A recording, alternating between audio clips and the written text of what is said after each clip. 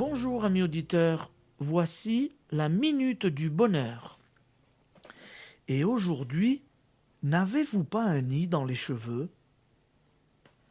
Cette loi absolue de la pensée créatrice, l'idée que nos pensées de maladie, notre peur de la pauvreté, de la guerre, du malheur nous attire précisément, maladie, pauvreté, guerre, malheur, peut affoler ceux qui n'ont pas encore acquis la maîtrise d'eux-mêmes.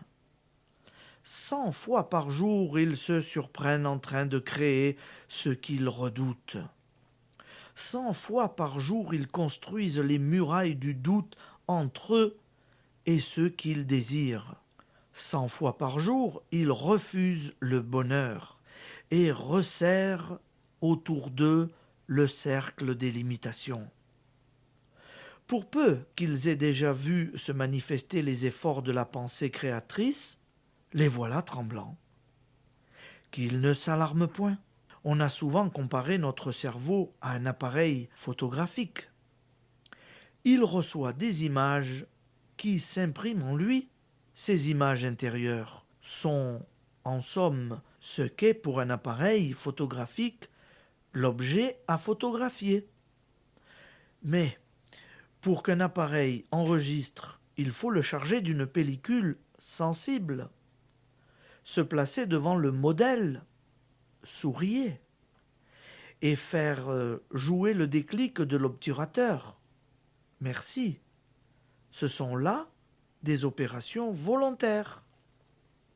Il en est de même de nos pensées. Elles ne manifesteront leur puissance créatrice que si nous sommes chargés de la foi des réalisations et si nous permettons à la pensée qui se présente à nous de s'enregistrer dans notre subconscient et notre conscience en faisant jouer le déclic de l'acceptation. La pensée négative que vous repoussez immédiatement n'accomplit pas son œuvre destructrice. C'est pourquoi il est nécessaire, alors qu'on n'a pas encore pris l'habitude de la pensée positive, de repousser obstinément les pensées pernicieuses qui nous assaillent. Pardonnez-vous vos pensées d'erreur, de même que vous pardonnez celles de vos frères, non pas 7 fois, mais 700 fois 7 fois, sans vous décourager ni exaspérer contre vous-même, à condition seulement d'opérer immédiatement la transmutation. Cela se résume en cette phrase d'un maître de l'Inde à son disciple. Nous ne pouvons pas empêcher les oiseaux de voler au-dessus de notre tête, mais nous pouvons les empêcher de faire leur nid dans nos cheveux. Application. Vous n'en êtes peut-être pas au point où vous empêcherez une pensée de malheur ou de pénurie de voler au-dessus de votre tête.